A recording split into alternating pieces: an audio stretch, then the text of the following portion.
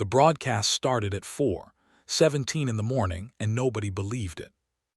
Mara heard it through the wall first, her neighbor's television cycling up to volume in the dark hours, the way it only did during weather emergencies or the Super Bowl.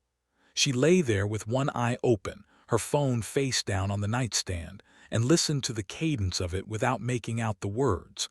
A voice she didn't recognize. Calm in the way that trained people are calm. Official. She'd been a documentarian long enough to know the difference between a person who was calm and a person performing calm, and this was the second kind. She reached for her phone. 17 texts. Her sister in Portland, her director of photography Theo, her producer Lynn, her mother twice. The group chat she shared with the rest of the crew was a wall of messages going back 40 minutes. She read the most recent one first. Don't go outside. I mean it. Don't. The broadcast was everywhere by the time she got to the window. Every frequency, every streaming platform, every local news feed. The sky outside was the particular deep blue that precedes sunrise by about an hour, and the street below was empty in a way that felt purposeful rather than coincidental. A parked delivery van. A single traffic light cycling through its colors for nobody. She could see the glow of screens in 3 apartments across the street, blue rectangles in dark windows, all tuned to the same thing. All residents are advised to remain indoors until further notice. This is not a drill. Do not approach windows. Do not attempt to contact emergency services unless there is immediate threat to life. All residents are advised to remain indoors. She called Theo. He picked up on the first ring, which told her he'd been awake for a while. "You seeing this?" he said. "Yeah. It's not a hack. I checked. It's coming from the national infrastructure." She pulled back from the window. Not because the broadcast told her to, she wasn't sure yet whether she was the kind of person who did what broadcasts told her, but because a truck had turned onto the street below, and it wasn't moving like a truck should move. It was moving the way water moves around something, giving a wide berth to an empty piece of sidewalk in front of her building. The driver didn't slow down. They accelerated through the turn and were gone, and the street was empty again, and the traffic light kept cycling. "Theo," she said, "what's on the sidewalk outside my building?" Silence. Then, "What do you mean?" "That truck just went around something I can't see from this angle." She heard him breathing. She heard, distantly, the broadcast still coming from his television. All residents are advised to remain indoors. "Mara, step away from the window." She did. She sat on her couch with her knees up and her phone pressed to her ear, and she listened to the city going quiet in a way that cities don't go quiet. It wasn't the silence of night. It was the silence of held breath. By noon, they had a system. Theo had his camera. He always had his camera. It was a running joke about him, that he'd bring it to his own funeral, and he'd started filming his apartment from the inside. Not because he thought it would be useful, because it was the only thing that made the waiting feel like something other than waiting. He sent her the footage in 20-minute clips, and she watched them on her laptop and made notes in a shared document the way she would on any shoot, which felt insane and also felt necessary. Lynn had found a frequency, not the emergency broadcast, a different one, narrower, the kind that required knowing where to look. Someone was transmitting from somewhere in the city on a repeating loop. GPS coordinates, a single phrase, and then silence for 11 minutes before it started again. Coordinates. "We are gathering. Come when it's safe." Coordinates. "We are gathering." "Safe from what?" Mara said. "That's what I'm trying to figure out," Lynn said. She was in her apartment 2 miles south, and the connection kept breaking up, and every time it did, Mara's stomach dropped before it came back. "The transit authority's emergency channel is down. Police dispatch is down. I've got ham operators, I've got this frequency, and I've got the broadcast. And the broadcast is still running, same message, hasn't changed a word in 8 hours. Mara looked at the document on her laptop. Her notes: truck behavior, avoidance pattern, Not fear of the street, fear of specific point on street. What's at that point? She'd been a documentarian for 11 years. Her whole career was the discipline of watching things that other people looked past, of trusting what she saw and following the thread wherever it went. She picked up her camera. She didn't open the window. She didn't go to the window. She found an angle from the side of her apartment, shooting through the gap between the curtain and the wall that gave her a narrow slice of the sidewalk below. She set the camera on the tripod, locked the frame, and waited. The second truck came at 2 p.m. She watched it.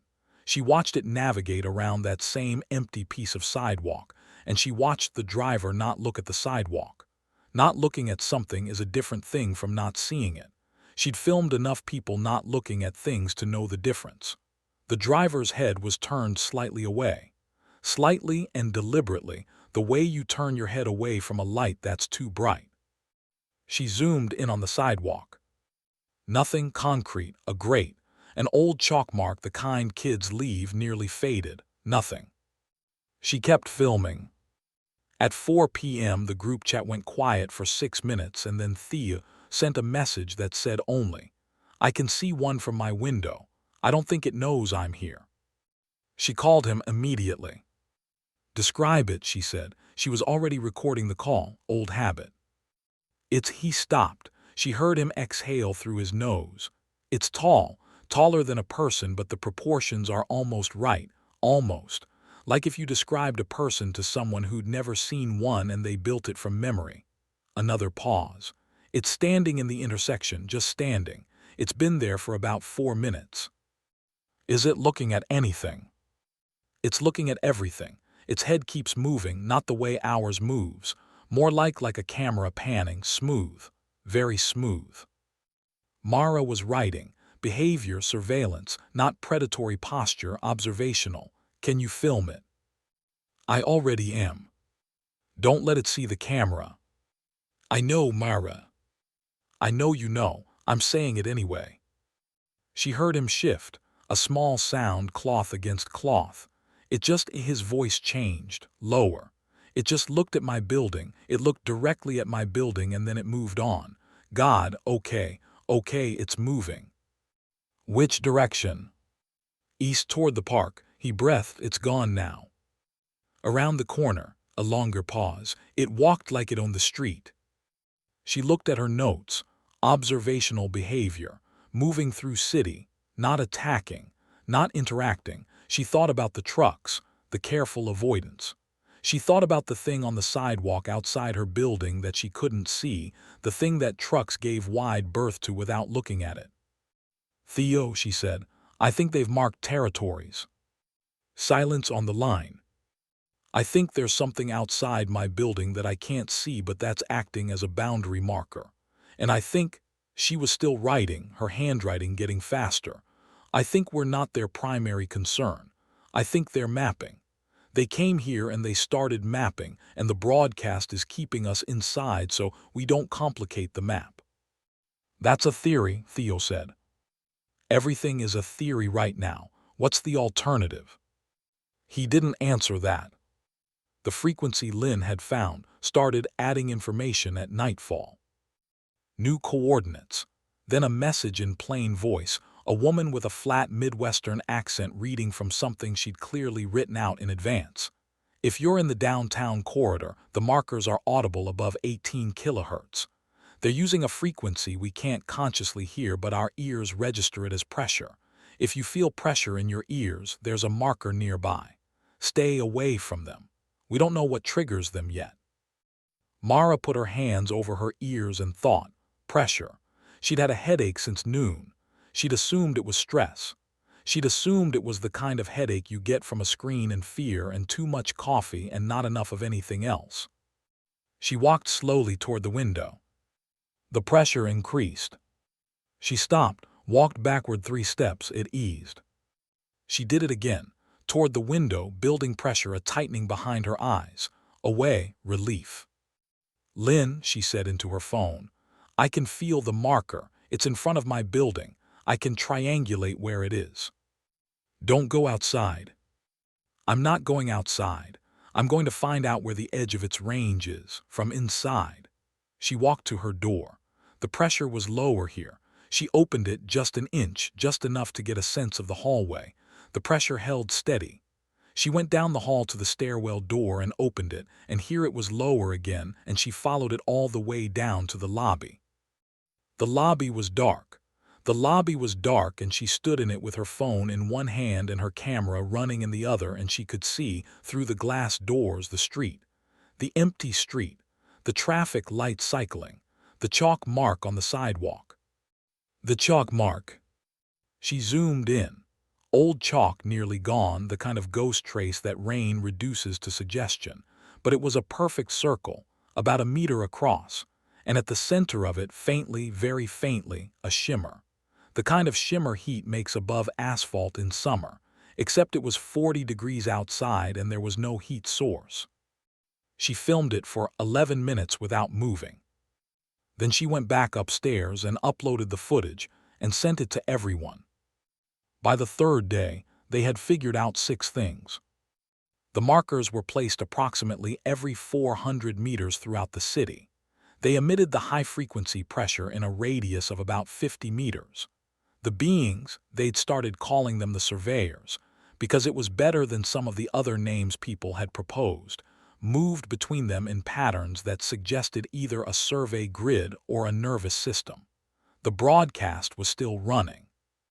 No human authority had countermanded it, which meant either the broadcast was now theirs or human authority had decided the broadcast was still good advice. The chalk circles weren't random. They were placed at every major intersection, every transit hub, every building with more than 100 occupants. Something had done research before it arrived. It had studied the city's infrastructure and it had planted its markers at the arterial points, the junctions, the places where human movement naturally concentrated. Whatever it was doing, it had planned it. "It's a census," Mara said. She was on a video call with Theo and Lynn, and 4 other people she'd connected with through the frequency. A retired transit engineer named Akafer who'd figured out the grid pattern.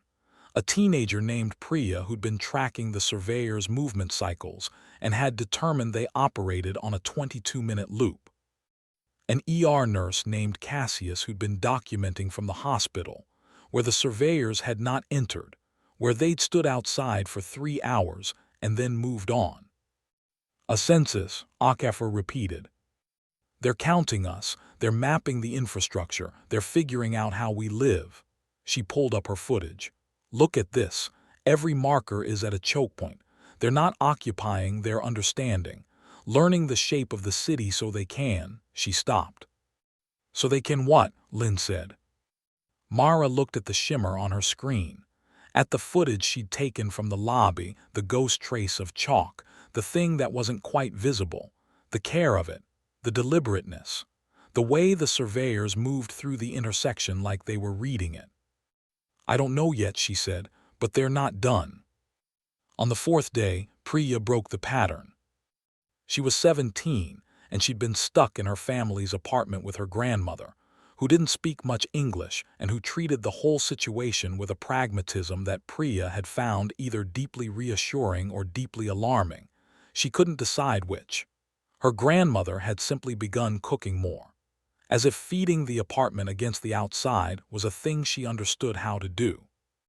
Priya had her laptop and she had the transit maps and she had a stopwatch, and she'd been timing the surveyors with the focus of someone who'd found a puzzle they could actually solve when everything else was unsolvable.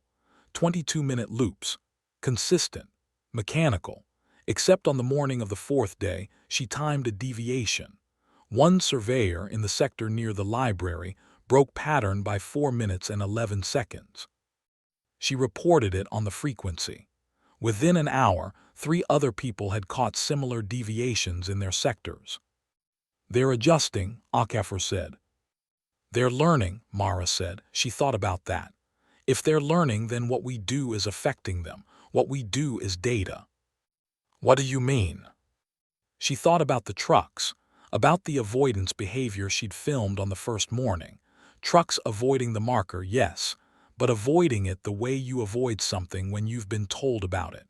when the information has propagated, when the knowledge is spreading through a network. I mean, the broadcast told us to stay inside, and we stayed inside, and now their data is clean. Everyone's indoors. Everyone's still. The city is frozen and they can map it perfectly. She sat back.